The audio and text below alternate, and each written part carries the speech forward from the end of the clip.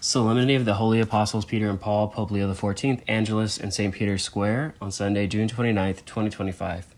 Dear brothers and sisters, happy Sunday. Today is the great feast of the Church of Rome, which was born of the witness of the Apostles Peter and Paul, and made fruitful by the outpouring of their blood and that of many martyrs. Even today throughout the world, there continue to be Christians whom the gospel inspires to be generous and courageous, even to the sacrifice of their lives.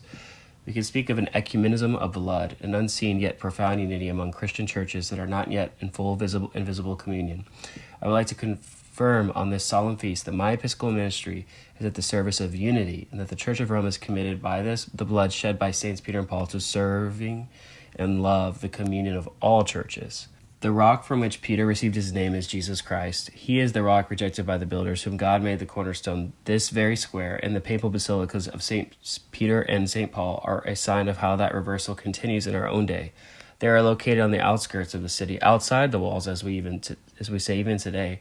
What appears great and glorious to us today was originally rejected and excluded because it ran counter to the thinking of this world. Those who follow Jesus must tread the path of the Beatitudes, where poverty of spirit, meekness, mercy, hunger, and thirst for justice and peacemaking are often met with opposition and even persecution. Yet God's glory shines forth in his friends and continues to shape them along the way, passing from conversion to conversion. Dear brothers and sisters, at the tombs of the apostles, which have been the object of pilgrimage for almost 2,000 years, we come to realize that we too can pass from conversion to conversion. The New Testament does not conceal the errors, conflicts, and sins of those whom we venerate as the greatest apostles. Their greatness was shaped by forgiveness. The risen Lord reached out to them more than once to put them back on the right path. Jesus never calls just one time. That is why we can always hope. The Jubilee is itself a reminder of this. Unity in the church and among the churches, dear sisters and brothers, is fostered by forgiveness and mutual trust, beginning with our families and communities. If Jesus can trust us, we can certainly trust one another in his name. May the apostles Peter and Paul, together with the Virgin Mary, intercede for us, so that in our wounded world, the church may always be a home and school of communion.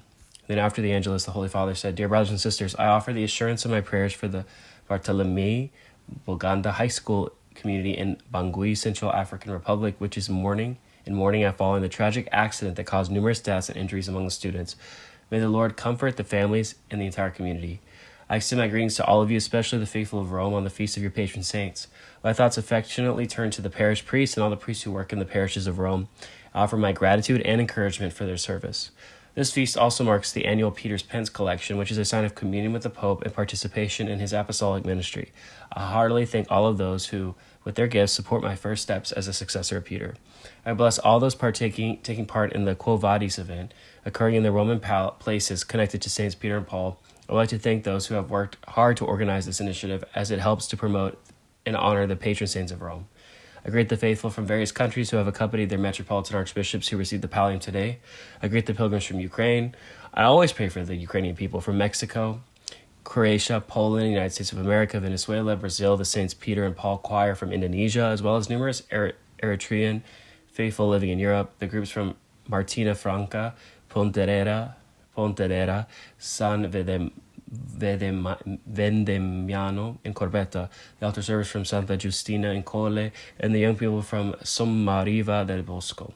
I thank the Proloco of Rome and the artists who created the flower display in the Via della Conciliazione and Piazza Pio XII, Pio the 12th, Pius the 12th. Thank you. I greet the Guanellian collaborators of Central and Southern Italy, the Chiari Volunteer Association, the cyclists from Fermo and Varese, the Aniene 80 Sports Group, and the pilgrims from Connessione Spirituale. Sisters and brothers, let us continue to pray that weapons may be silenced everywhere and that peace may be achieved through dialogue. Happy Sunday to all.